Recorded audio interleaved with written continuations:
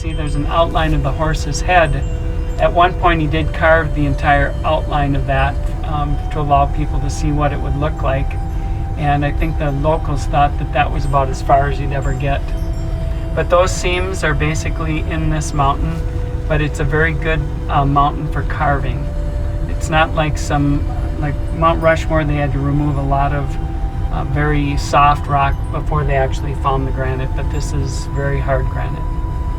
But if you notice, there's a tunnel that goes through that monument, and that tunnel was originally 110 feet long, and Korchov basically carved that for about 2 years. He said it was the hardest work he ever did, and he was a very hard-working man. One of the first things he had to do when he came out here is he had to actually build a set of stairs, and those were off the front of the mountain here, and that set of stairs, they estimated he carried about 29,000 pounds of lumber just to create the set of stairs to go up there. He would carry the dynamite on his shoulder. But that tunnel now is 30 feet long. It's used to move equipment from one side of the mountain to the other. And so you can imagine from the point in time where it was 110 to 130, how much actual granite they've removed from the front of that mountain. There was as much rock removed from that tunnel as all of Mount Rushmore. And up in the hair to the left of his face, Mount Rushmore fits in that space. So for the past 5 years, they've been working on the hand, the arm, and the fingers, and basically that's consumed all that time. They stopped blasting in 2015, and they'll resume it once they get the hand and the arm and all of that shaved. And the technology now is basically it's like a rope with diamond-tipped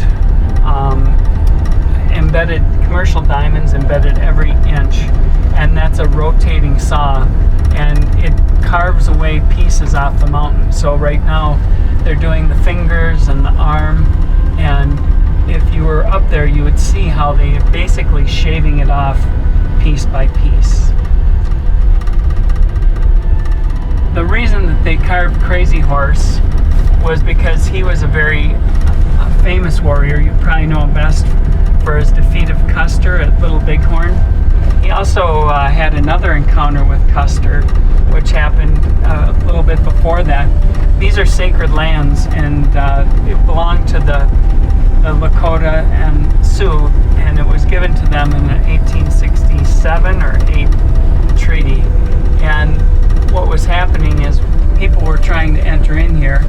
They were trying to come in first railroad, and also with the discovery of gold. That never should have occurred, but people came in, and then the U.S. Army never really did anything to inhibit any of the gold rush. So eventually it led to a lot of conflict, and that was basically the time when Crazy Horse was born, shortly before that.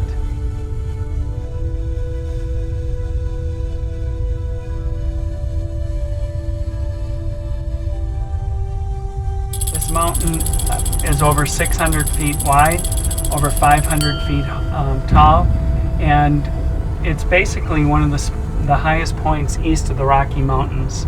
The tallest point east of the Rocky Mountains is in Custer State Park. It's called Black Elk Peak, and he kind of figures into this story later on because he was the medicine man for Crazy Horse and interpreted his dream after his vision quest. He had a vision quest when he was in his early teens, and in that vision quest he had a dream, and in that dream he told that dream to Black Elk.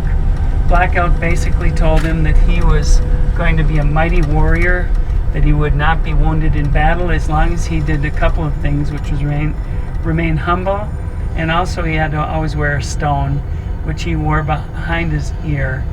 And in his battles, he won 22 battles and multiple skirmishes, and as I mentioned, his most famous were with Custer, but the first one, the railroad was trying to come in, and they wanted to run a railroad through this area, but the Lakota didn't want that, so Crazy Horse and a band of warriors went out and attacked that survey crew, and in that battle, Crazy Horse lost 5 braves, and Custer lost 11 soldiers.